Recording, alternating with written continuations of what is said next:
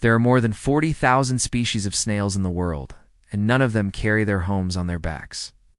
The idea that they do is a common misconception. You might be thinking of the fictional character Gary from the Nickelodeon show SpongeBob SquarePants, who is a snail with a purple shell on his back that he drags around wherever he goes. But real snails don't carry their shells. So why do snails have shells in the first place? Snail's shell is an extension of its body, kind of like a rib cage, and it protects the snail from predators and gives it support. It also helps the snail hold its shape while it's not moving. Without a shell, a snail would just be a blob. If you've ever seen a slug, you'd know how squishy and defenseless they are. That's why most land snails have shells. It keeps them safe. But carrying that shell around must get pretty tiring. So how come some snails don't have to carry their shells all the time? Let me introduce you to the blue whistling land snail. These snails live in the forests of the Philippines, and they can grow over 10 inches long, which makes them one of the largest land snail species in the world.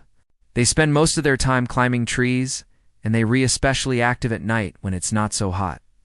That's when they start making their way up tall trees, sometimes as high as 65 feet. That's as high as an Olympic pole vaulter can jump. When they get to the top of the tree, the blue whistling snail does something amazing.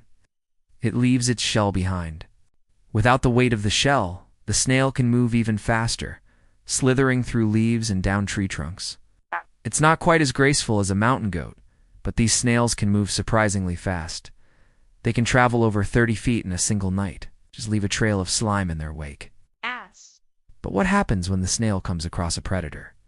If a bird swoops down to try and eat the flightless snail, it won't be able to protect itself without its shell. But there's a part of its anatomy that the bird won't be able to get to. Even though the blue whistling snail left its shell behind, it still has its operculum. The operculum is a little door-like structure that covers the snail's breathing hole. When the snail leaves its shell, it pulls the operculum over its head and closes it tight. This keeps the snail safe from predators, and it also prevents water from getting into the snail's body and dissolving its insides. The operculum is made out of the same stuff as a snail shell, so it's hard and rigid. It acts like a shield, protecting the soft parts of the snail's body. Some land snails carry their opercula on their backs along with their shells, but blue whistling snails don't need that extra protection. Their shells are big enough to keep their bodies safe, and even though they're heavy and cumbersome, the snails are willing to put up with that in exchange for the safety they provide. Now you might be wondering, if these snails can leave their shells behind, why don't they just leave them behind all the time? Well, it turns out that carrying a shell has its benefits. When a snail carries its shell, it doesn't have to worry about hiding from predators or drying out. It can just slither around doing whatever it wants. Also, some snails use their shells to communicate. They can tap their shells together to make a clicking sound. Scientists think that these snails might also be able to sense vibrations through their shells, kind of like a sixth sense.